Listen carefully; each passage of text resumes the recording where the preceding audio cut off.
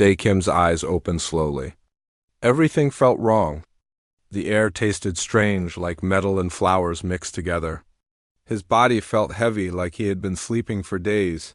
He tried to move his arms, but they would not respond right away. Panic started to build in his chest. Where was he? The last thing he remembered was crawling into his small bed on the mining ship. He had worked 14 hours straight, fixing the reactor cooling system. His muscles had ached. His eyes had burned from staring at screens. He had stripped off his dirty work clothes, tossed them in the corner, and collapsed onto his mattress. He always slept without clothes. It helped him stay cool in the cramped quarters of the ship, but this was not his bed. This was not his room. Dae blinked several times, trying to clear his vision. Above him, strange lights pulsed in colors he could not quite name. They were not the harsh white lights of the mining ship. These lights were soft, almost alive, moving in patterns that made his head hurt if he stared too long. He turned his head to the side. That was when he realized he was lying in some kind of chamber. The walls around him were clear, like glass, but they shimmered with those same strange colors. Beyond the walls, he could see shapes moving. Large shapes. They were not human shapes. His heart began to race. They forced his arms to move. They were stiff, but they obeyed. He pushed himself up to sitting and immediately realized he was completely naked. His skin was clean, cleaner than it had been in months. Someone had washed him while he was unconscious. The shapes beyond the glass walls moved closer. Dae could see them clearly now, and his breath caught in his throat. They were insects. Giant insects, as tall as he was, maybe taller. Their bodies were covered in hard shells that reflected light like oil on water. They had too many legs, too many joints in those legs. Their heads were angular, with clusters of dark eyes that caught the light. 3 of them stood directly in front of his chamber. One of them touched something on the wall, and suddenly a voice filled the air. It was mechanical, flat, but speaking words he could understand. "Human, you are awake. This is unexpected." Dae scrambled backward in the chamber until his back hit the far wall. His nakedness suddenly felt like the least of his problems. "What are you? Where am I? Where's my crew?" The 3 creatures looked at each other. Their heads tilted in ways that made Dae feel sick. The same mechanical voice spoke again. "We are Valkyrie. You are aboard our vessel, Helix Prime. We found your ship drifting. Your life support had failed. We brought you here to save you. Save me." Dae's voice cracked. He tried to steady himself. As an engineer, he was trained to stay calm during emergencies. But this was beyond any emergency training. What happened to the others? The crew of the Prosperity? They are here. In chambers like yours? Still sleeping. You are the first to wake. The first? Dae looked around his chamber again. How long have I been here? 6 cycles. By your time measurement, approximately 9 of your days? 9 days. Dae's mind raced. 9 days unconscious. 9 days in the hands of aliens he had never known existed. The human race had been exploring space for almost 200 years. They had found ruins on dead worlds. They had found microbes on distant moons. But they had never found anything like this. Never found intelligent aliens. Why am I naked? The question tumbled out before Dae could stop it. The creatures looked at each other again. We removed your coverings to examine you. We needed to understand your biology to keep you alive. We did not know your species needs clothing. Dae felt his face grow hot. Can I have clothes, please? One of the creatures moved away and returned with a bundle of fabric. A panel in the chamber wall opened and the fabric was pushed through. Dae grabbed it quickly. It was not his clothes, but something soft and stretchy that fit over his body like a loose suit. It was better than nothing. Once dressed, Dae felt a little more in control. Thank you. Now I need to see my crew. I need to know they're safe. They are safe, the mechanical voice assured him. But we are confused. We have been studying your species since we brought you aboard. Your biology is very strange to us. Strange how? The tallest of the three creatures stepped closer to the glass. You sleep for many hours at once. We have never seen this. Most species rest for short periods, many times per day. But humans sleep deeply, for long continuous time. And your brain activity during sleep is unlike anything in our records. Day rubbed his face. This was too much to process. Yeah, we sleep. That's normal for us. 7 or 8 hours usually. 8 hours, the voice repeated. 1/3 of your daily cycle. And during this time you are completely vulnerable. Your awareness shuts down almost entirely. How did your species survive long enough to develop intelligence? The question struck Day as odd. We survived because we're smart. We built shelters. We worked together. But you were unconscious, defenseless. Any predator could kill you. That's why we slept in groups, Day explained. Some people would stay awake and watch for danger while others slept. We protected each other. That's what families do. That's what communities do. The three creatures were silent for a long moment. Then the voice spoke again, and Day thought he heard something like surprise in its flat tone. You survived by trusting each other? By making yourselves vulnerable together. Yeah, I guess so. Day had never thought about it that way before. And the coverings, the voice continued. Why did you sleep without them? Your body cannot regulate temperature well. You have no natural armor. Yet you removed the only protection you had. Day almost laughed. Of all the things to focus on, they were worried about him sleeping naked. It's more comfortable. Helps me stay cool. And I was alone in my room, so it was safe. Safe, the voice repeated. You felt safe enough to be vulnerable. Sure, why wouldn't I? The creatures looked at each other once more. Finally, the voice said, No other species we have encountered thinks this way. You are very strange, human Day Kim. We have 17 species in our galactic community. None of them would survive with your weaknesses. Yet somehow you have conquered space travel. Day stood up straighter. Despite being naked moments ago, despite being in an alien chamber light years from home, he felt a spark of pride. We're tougher than we look. Perhaps, the voice said. Or perhaps you are tougher because of what you think are weaknesses. We do not yet understand. But we wish to learn. Will you help us understand your species? Day looked at the three alien creatures watching him. He thought about his crew, still sleeping in their chambers. He thought about Earth so far away. He thought about how strange and terrifying this all was. Then he thought about how he had woken up safe, despite being vulnerable. Despite being unconscious and naked in alien hands, he was alive. They had saved him. Yeah, he said. I'll help you understand. But first, wake up my crew. Whatever we face out here, humans face it together. The creatures tilted their heads in that unsettling way. Very well, human Day Kim, we will wake the others. And perhaps we will all learn something new about the universe. Yuna Han woke up screaming. Day rushed to her chamber the moment he heard her voice through the ship's walls. The Valkyrie had given him permission to move freely through the medical wing, and he had been waiting anxiously for the others to wake. Yuna was his closest friend on the crew. They had worked side by side for 3 years, fixing impossible problems with limited tools. Yuna! Yuna, it's me. It's Day. He pressed his hands against the clear wall of her chamber. Her dark eyes found his face, and some of the panic left her expression. She was also naked, also confused, also terrified. But when she saw Day, she took a deep breath and forced herself to calm down. That was Yuna, always steady under pressure. Day? Where are we? We're safe. We're on an alien ship. I know it sounds crazy, but it's okay. They saved us. I'll explain everything, but first, let me get you some clothes. Over the next few hours, more crew members woke up. Wu Park, their captain, was the third. Then Hai Choi, their medical officer. Then Bin Song, Taekwon, and Ji Lee, each time. Day was there to explain, to calm them down, to help them understand that despite how strange everything was, they were safe. The Valkyrie watched all of this with obvious fascination.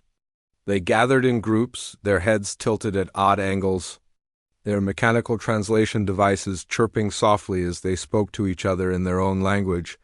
Once all 7 crew members were awake and dressed in the strange, soft suits the aliens provided. They gathered in a larger room. The Valkyrie commander, who called itself Valorth, stood before them. 2 other Valkyrie flanked it. One was Thalanix, the lead researcher. The other was Kriva, the medical officer. Valorth's translator crackled to life. Humans, we have many questions. Your biology confuses us. Your behavior confuses us. We wish to understand. Captain Wu stepped forward. He was a solid man, practical and direct. And we want to understand you. But first, we need to know what happened to our ship. Can it be repaired? Your ship had a reactor failure, Thalanix explained. The cooling system collapsed. Your life support began to fail. Your ship's computer put all of you into emergency sleep chambers. You were drifting for 11 days before we found you. Day felt a chill run through him. 11 days drifting in dead space. If the Valkyrie had not found them, they would have died in those chambers. Thank you for saving us, Captain Wu said formally. We owe you our lives. We did what any civilized species would do, Valorth replied. But we are curious. We have examined your ship. Your technology is primitive but functional. Yet you venture into deep space with such limited resources. Why? Because there's no other way to learn, Yuna said. We have to explore. We have to see what's out there. The Valkyrie were silent for a moment. Then Kriva spoke, its voice translated with what almost sounded like confusion. But you do this while sleeping for 8 hours each day. Completely vulnerable. Completely unconscious. We have 17 species in our galactic community. None of them sleep like you do. Dr. Hai-Choi stepped forward. She was the ship's medical officer, as she had been listening intently to every word. What do you mean? How do other species rest? Short rest periods, Kriva explained. 1 or 2 hours, multiple times per rotation. And during rest, we maintain partial awareness. We can wake instantly if threatened. We wear protective gear during rest periods. We never leave ourselves completely defenseless. Hai's eyes widened. You never experience deep sleep? Never dream? Dream? Thalanix's translator made a sound that might have been confusion. What is dream? Day watched as Hai tried to explain. It was harder than it should have been. How do you describe dreams to something that has never experienced them? She talked about the images that come when humans sleep deeply. The stories their minds create? The way dreams help them process emotions and memories. The Valkyrie listened, and Day could see something changing in the way they looked at the humans. If giant insects could look amazed, that was the expression on their faces. Your minds continue to work while you sleep, Valorth said slowly. But not consciously. You process information without awareness. You solve problems without knowing you are solving them. This is remarkable. It's just sleep, Bin said with a shrug. Everyone does it. No, Thalanix said firmly. Everyone does not do it. Only humans do it. At least, only humans among all the species we have encountered. You are unique. Captain Wu crossed his arms. Unique how? What else is different about us? Kriva moved to a display panel on the wall. Images appeared showing various alien species. Some looked like the Valkyrie. Others were completely different, shapes that hurt to look at, forms that made no sense. These are the 17 species of the galactic community, Kriva explained. We have all been exploring space for thousands of years. We have all encountered each other, traded with each other, learned from each other. But we have never found a species like yours. Different how? Hai asked, her medical curiosity fully engaged now. Your vulnerability, Kriva said. Your need for long, deep sleep. Your complete loss of awareness during rest. Your lack of natural armor or weapons. Your poor temperature regulation. Your slow healing compared to most species. By all logic, your species should not have survived long enough to develop intelligence. Tay laughed, though there was an edge to it. Are you saying we're weak? No, Velorth said, and its translator carried a strange tone. We are saying you should be weak. But you are not. You have conquered your world. You have developed space travel. You have survived. We do not understand how. Dave felt something click in his mind. We survived because of our weaknesses, not in spite of them. All eyes turned to him. Captain Wu raised an eyebrow. Explain. Think about it, Day said, his engineer's mind working through the problem. We sleep for 8 hours, completely vulnerable. So what did we do? We learned to trust each other. We built communities. We created safe places. We developed social bonds strong enough that people would stay awake to protect others while they slept. Yuna picked up the thought. And because we're not specialized, we're adaptable. We can eat almost anything. We can live in almost any environment. We can learn new skills quickly because we're not locked into one way of doing things. Hai nodded enthusiastically. And our dreams, our long sleep periods, they give our brains time to process information in ways other species cannot. We can make intuitive leaps. We can think creatively. We can imagine things that do not exist yet and then figure out how to build them. The Valkyrie were silent. Day could see them looking at each other, their alien bodies still, their many eyes reflecting the strange lights of the ship. Finally, Velorth spoke. You are saying that your species developed intelligence because you were vulnerable, because you had to cooperate to survive, because you had to be creative and adaptable. Yeah, Captain Wu said. That's exactly what we're saying. Remarkable, Phelanix said softly. We thought we were saving a primitive species. But perhaps you are not primitive. Perhaps you are just different. Very, very different. Ji Li, who had been quiet until now, spoke up. So what happens now? Do you take us back to Earth? Velorth tilted its head. We can do that. Or, if you wish, you can stay. Learn about us. Let us learn about you. Your ship will take time to repair.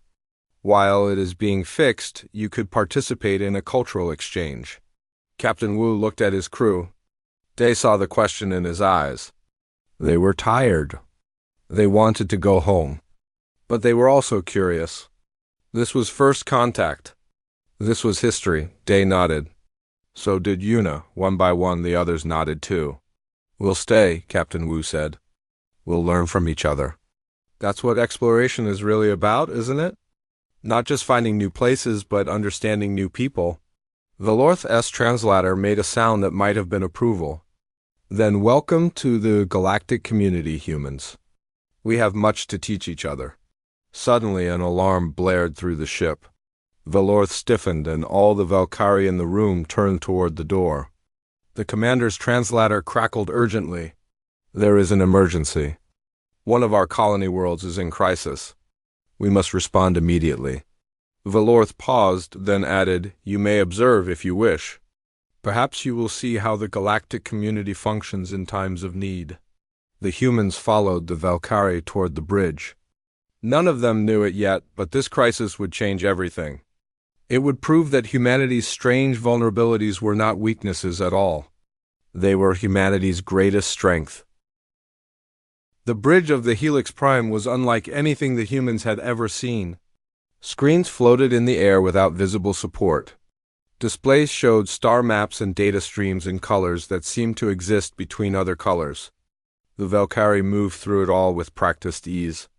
Their many-jointed legs carrying them smoothly across the floor. Captain Wu stood with his crew near the back of the bridge, trying to understand what was happening.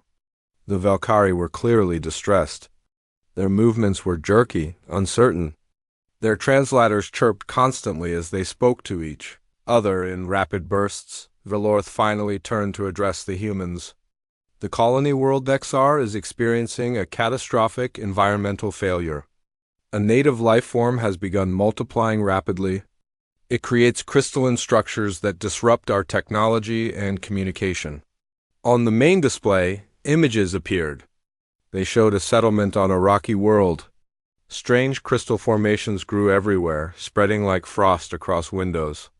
They pulsed with an eerie blue light. How many colonists are there? I asked. 3,000 Valkyrie, plus representatives from 5 other species who were studying the world. Velorth's translator carried a tone of deep worry. We have already sent aid ships from 2 nearby systems. But they report the same problem? The crystals emit a frequency that disrupts clear thinking. It makes coordination impossible. Day watched the images carefully. As an engineer, he was trained to look for patterns, for causes. What started this? Why did the life forms suddenly multiply?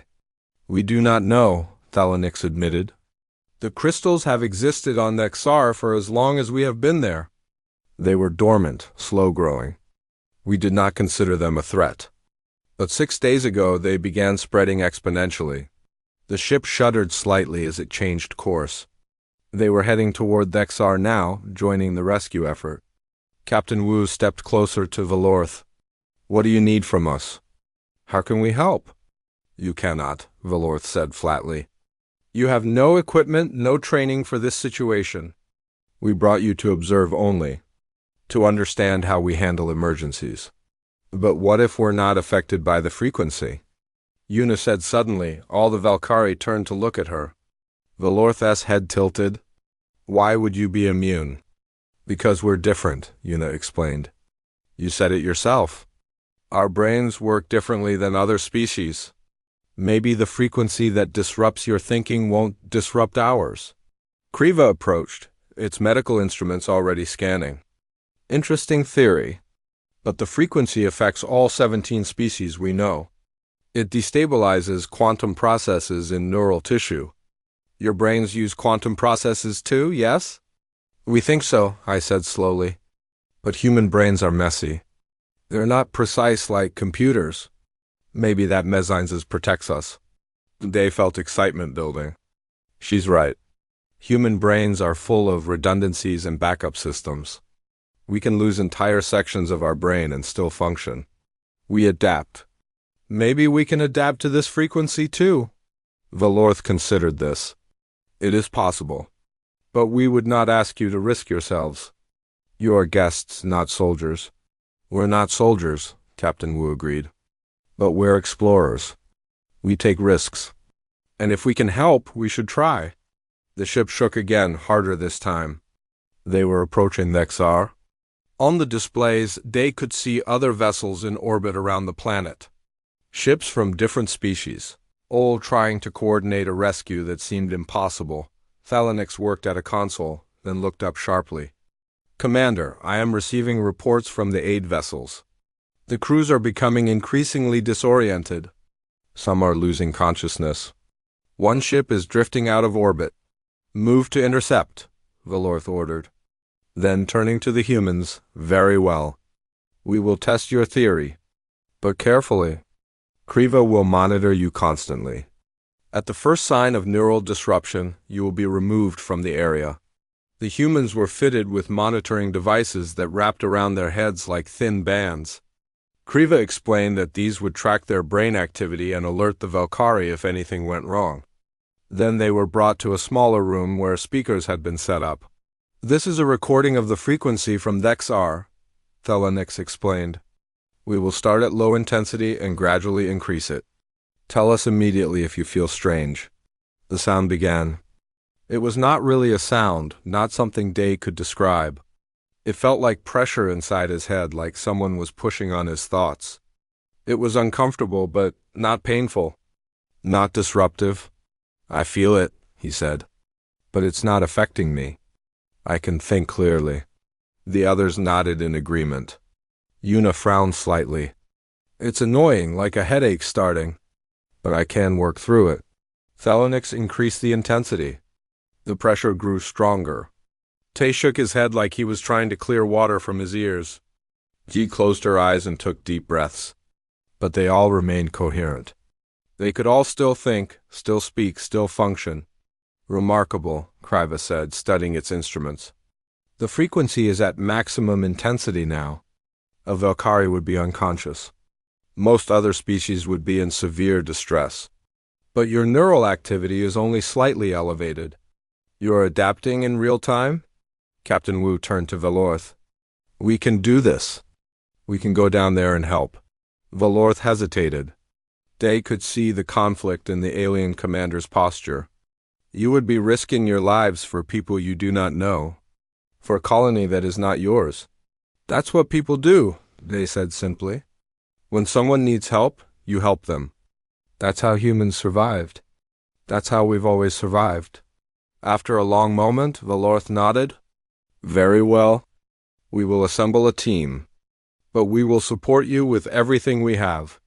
You will not go alone. The plan came together quickly. A small shuttle would take 5 humans down to the surface. Day, Yuna, Captain Wu, Siok Nam, and Rin Bei. Siok was the ship's geologist, someone who understood rocks and minerals. Rin was their systems specialist, the person who kept their computers running even when everything else failed. The Valkyrie prepared equipment for them, modified to be simpler and more robust.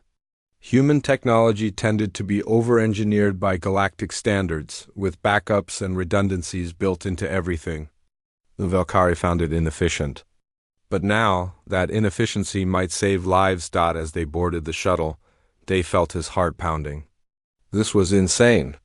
They were about to land on an alien world in the middle of a crisis, trying to solve a problem that had stumped species far more advanced than humanity. But he also felt a strange calm. This was what they had trained for.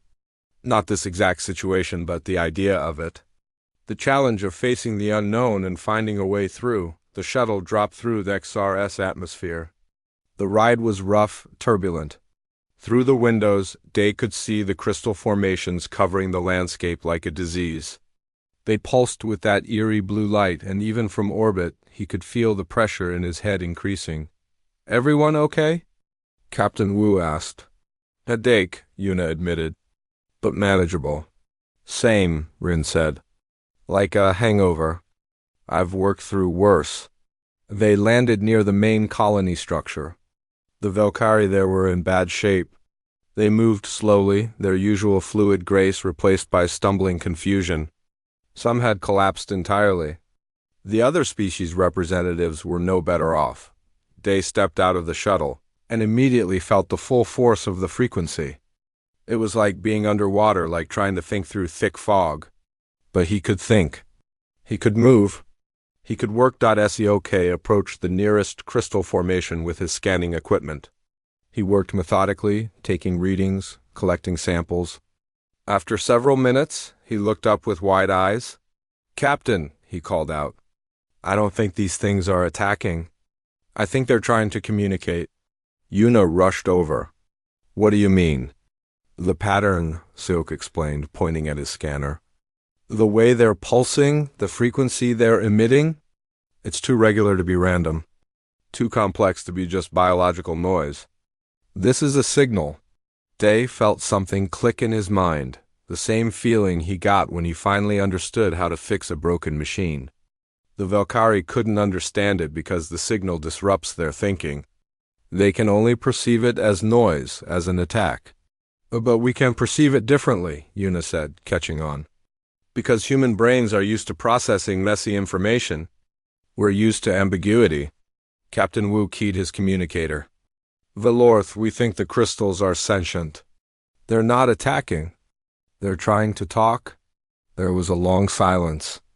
Then Valorth's voice came through, thick with disbelief. That is impossible. We have studied Dexar for decades. These crystals showed no signs of intelligence. Maybe you weren't looking for the right signs, Day said. Maybe they think so differently that you couldn't recognize intelligence when you saw it. Another pause. Then how can you be certain? We can't be, Day admitted. Not yet, but we're going to find out. Rin was already working, setting up equipment near the largest crystal formation. If they're trying to communicate, maybe I can build something to talk back.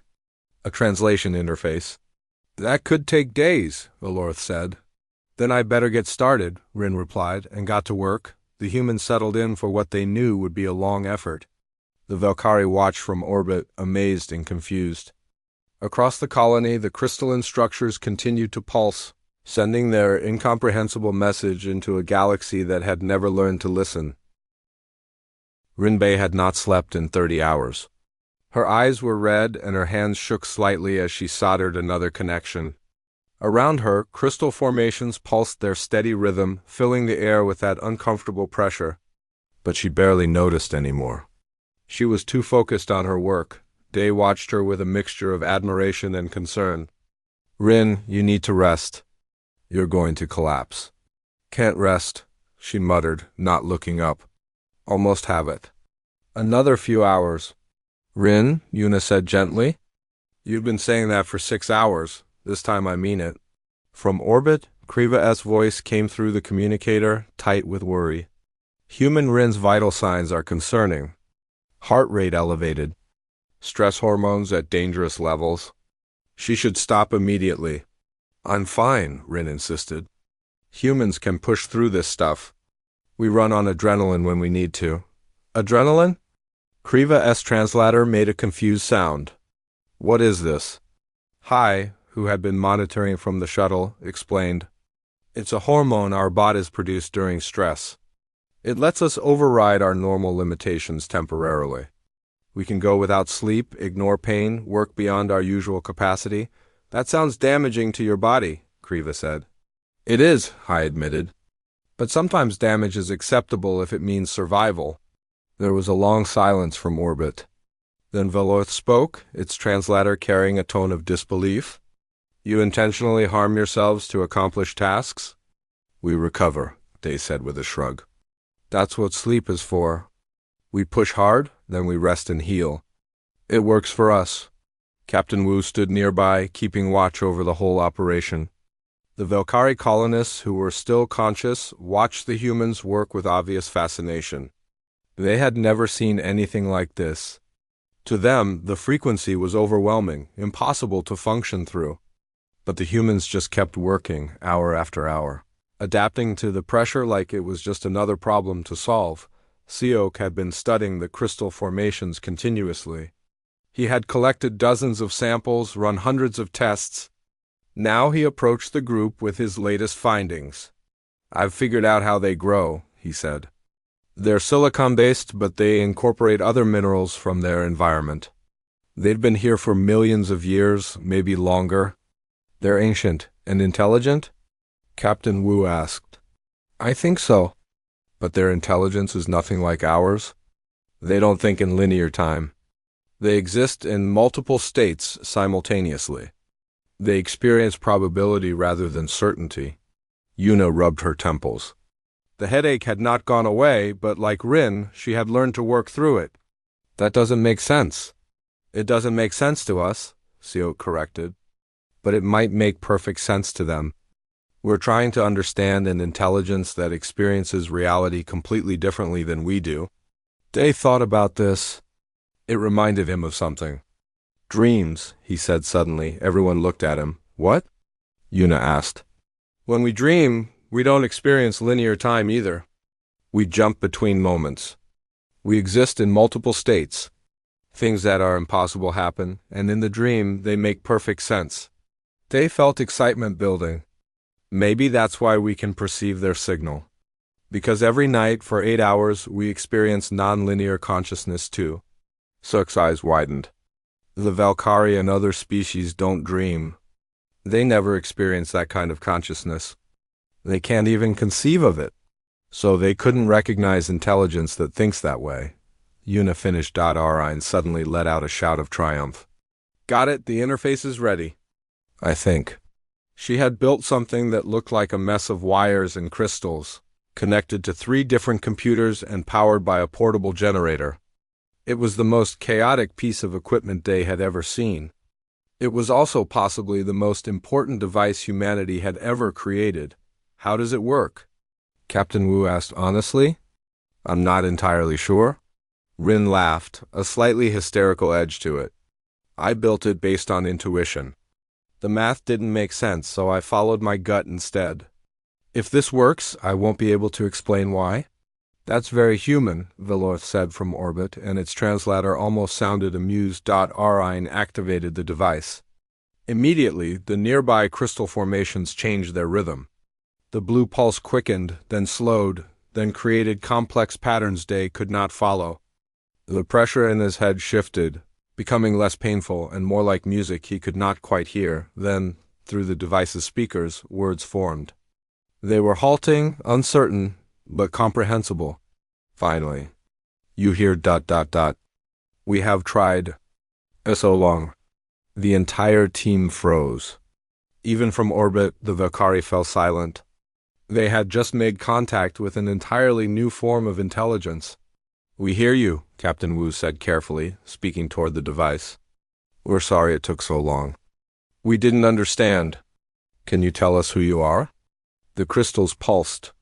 The device translated, each word arriving with a delay as it struggled to convert alien thought into human language. We are the pattern. We exist, have always existed. You called this world Nexa letters AR ... but it was ours ... first. We didn't know, they said. The others who came here, they didn't realize you were alive, were intelligent. They could not perceive us. We tried to reach them. They only found noise. We grew desperate. We spread, tried to make ourselves large enough, loud enough to be heard. Awoke stepped forward. The Valkyrie terraformed this world. They changed the atmosphere, the soil composition. Is that hurting you? The crystals pulsed rapidly. The translation came faster now, as if the pattern was learning to use the device more effectively. Yes, the carbon compounds. They are poison to us. Slow poison ... killing us over decades ... We tried to communicate, but only caused confusion. The more we tried, the worse it became. Dave felt a chill that had nothing to do with the wind. They'd been slowly dying and no one knew. No one could hear them screaming. Why can you hear? The pattern asked. You are carbon-based ... like the others, but different. We dream, Rin said softly, swaying slightly on her feet. Every night we experience consciousness like yours, non-linear, existing in multiple states. We couldn't understand your language, but we could recognize it as language.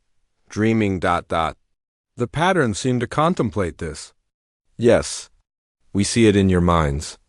The way you process ... It is similar to how we exist ... always.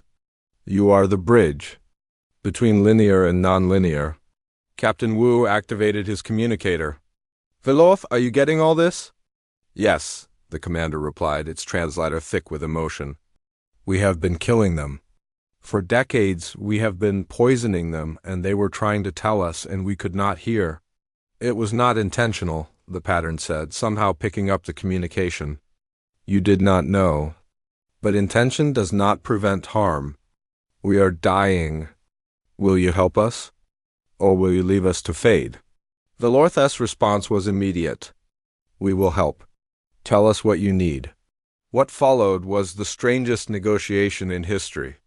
The pattern explained what they needed to survive. The Valkyrie explained what they needed for their colony. Captain Wu, exhausted but determined, worked to find a middle ground that both sides could accept. The solution, when it emerged, was surprisingly simple. The Valkyrie would modify their terraforming to stop introducing carbon compounds that harm the pattern. In exchange, the pattern would help stabilize the colony by incorporating their crystal structures into the buildings, making them stronger and more efficient. But can we trust each other? Veloth asked. We could not even perceive you until the humans translated. How do we build trust across such a gap? Day found himself speaking without planning to. You do what humans did. You make yourselves vulnerable. You trust even when you're scared. You sleep defenseless and hope you wake up safe. The human day speaks truth, the pattern said. Trust requires vulnerability. We made ourselves vulnerable by spreading ... by shouting loudly enough that we could not be ignored ... You make yourselves vulnerable by believing we will not harm you when you change your colony. Vulnerability is the foundation of community ... Yuna smiled despite her exhaustion. They get it. They understand humans better than the Valkyrie do. Perhaps because we are both vulnerable, the pattern replied. both existing in ways that seem impossible, both surviving despite weakness. Rin suddenly swayed and started to fall. Day caught her before she hit the ground. She was unconscious, her body finally giving out after 33 hours of continuous work. Human Rin requires immediate medical attention, Crava said urgently from orbit. She be okay, Hai assured everyone. She just needs rest. Real rest. The kind that humans need. As they carried Rin back to the shuttle, the crystal formations pulsed in a new pattern.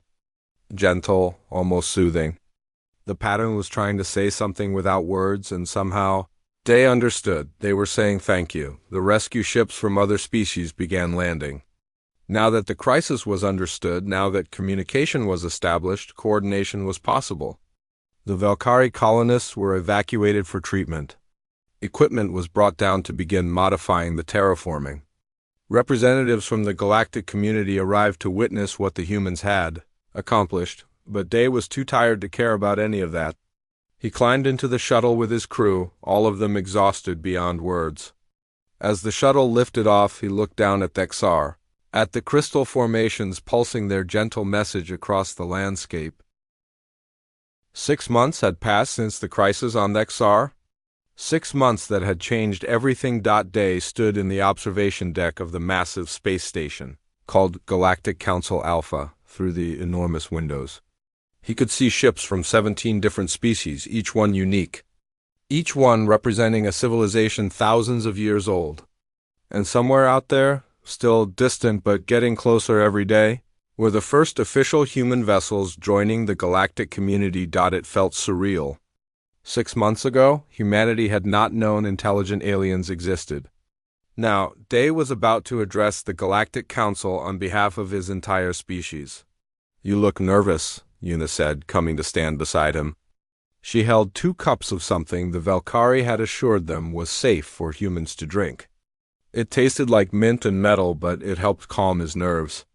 "I'm terrified," Day admitted. "What if I mess this up? What if I say the wrong thing and humanity gets rejected? Then we try again." Yuna shrugged. "That's what humans do. We fail, we learn, we try again." Captain Wu approached, dressed in a formal uniform that looked strange after months of casual clothes. "The council is ready for you. Thelonix will escort you to the chamber." Day took a deep breath. Over the past 6 months, so much had happened. The story of Thexar had spread across the entire galactic community. News of the humans who could work through impossible conditions, who could perceive intelligence that others missed, who pushed themselves to physical collapse to save strangers. It had made humanity famous, but fame was not the same as acceptance. The council chamber was enormous. It was designed to accommodate beings of vastly different sizes and needs. Some species required water. Some required extreme heat. Some existed partially out of phase with normal space. The architects had somehow created a room where all of them could coexist. 17 seats surrounded a central platform. Day walked to that platform, feeling very small and very human.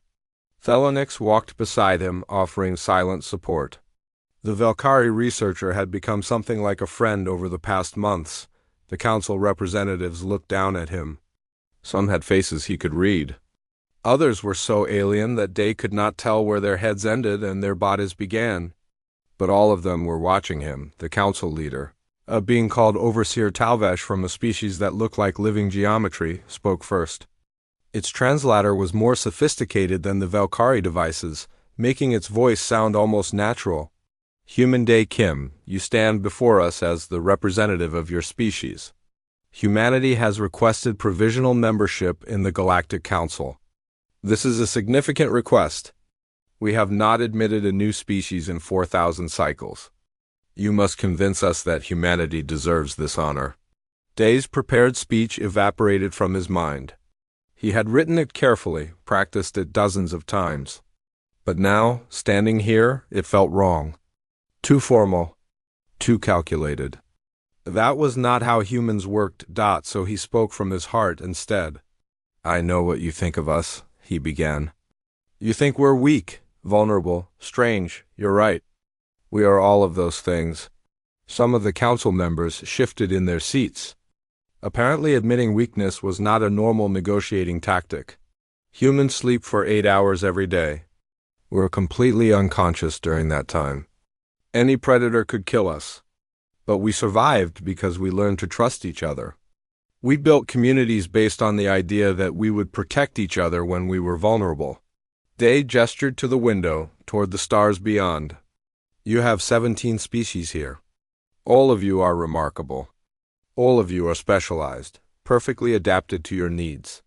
But you've been the same 17 species for 4,000 years. You haven't grown. You haven't changed. Careful, human, Talvesh warned. You risk insulting us. I'm not trying to insult you, Day said. I'm trying to explain why you need us. The crisis on Nexar proved it. You had an entire sentient species living on one of your colony worlds, and none of you noticed. For decades, the pattern was trying to communicate, and none of you could hear them. Another council member spoke. This one was from a species called the Orthani, beings made of crystallized light. We failed to perceive them because their consciousness was incompatible with ours. Exactly, Day agreed. But humans could perceive them. Because human consciousness is messy and adaptable. Because we dream every night and experience nonlinear thinking. Because we're not specialized, we're general. We can learn to understand things that don't make sense at first. Yuna had joined him on the platform now, along with Captain Wu and the rest of the crew from the Prosperity. They stood together, presenting a united front. Captain Wu spoke up. The galactic community has been stable for thousands of years. That's impressive. But stability without growth becomes stagnation. You need fresh perspectives. You need people who think differently, who approach problems differently. You need people who are crazy enough to push themselves to collapse saving strangers, Yuna added. People who will work 33 hours straight because someone needs help. Hai stepped forward.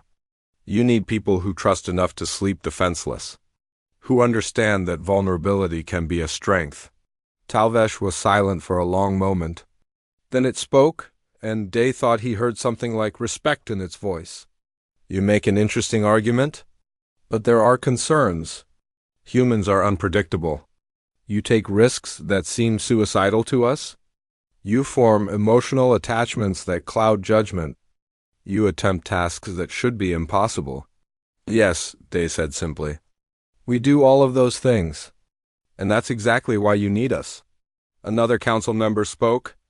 This one was Valkyrie, not Valorth, but another Commander Day did not recognize. The human speaks truth. At Thexar, they succeeded where we failed. They perceived what we could not perceive.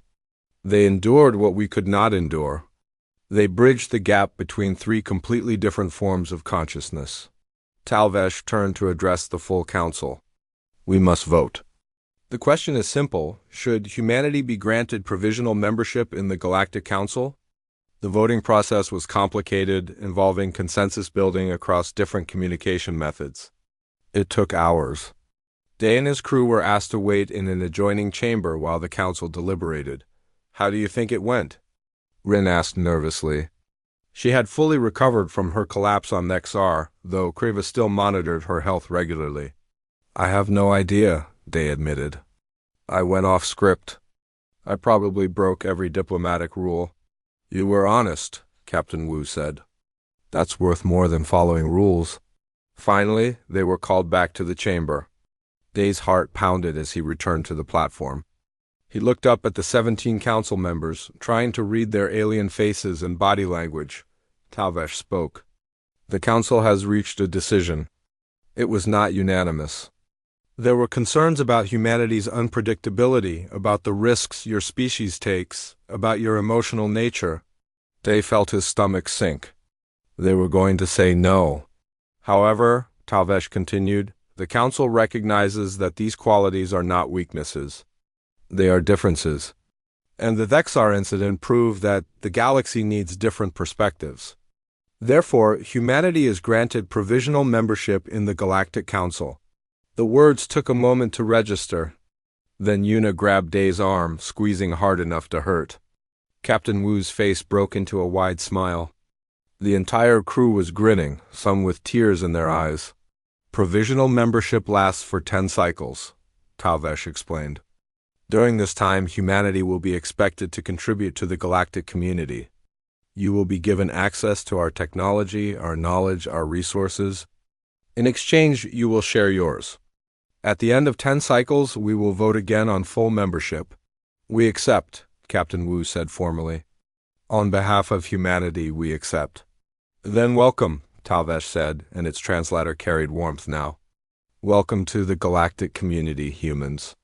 May you help us see what we have been missing. The council session ended. Day and his crew were swarmed by representatives from different species, all wanting to talk, to learn, to establish relationships. It was overwhelming and exhausting and absolutely incredible. Hours later, Day finally escaped back to his quarters on the human embassy station. It was small but comfortable, designed with human needs in mind. He stripped off his formal clothes and collapsed onto the bed. Through his window, he could see the council station, with its 17 different species ships in orbit. No, 18 now. The first human vessels had arrived, carrying diplomats and scientists and engineers. His people were out there, ready to join the galaxy. Day smiled. He was exhausted. He had been working almost non-stop for days, preparing for the council session. But he had succeeded. Humanity had earned its place among the stars. He closed his eyes, ready for sleep. The kind of deep, vulnerable, defenseless sleep that had once seemed like humanity's greatest weakness. But now he understood it differently. Sleep was not weakness. It was trust. It was the foundation of everything humans had built. As he drifted off, Day thought about the future. About humans and Valkyrie working together. About the patterns sharing their ancient wisdom. About 17 species, now 18, learning from each other. About a galaxy that was finally ready to grow again. His last conscious thought was simple and profound. Humanity had not conquered the galaxy through strength or technology. They had joined it through vulnerability,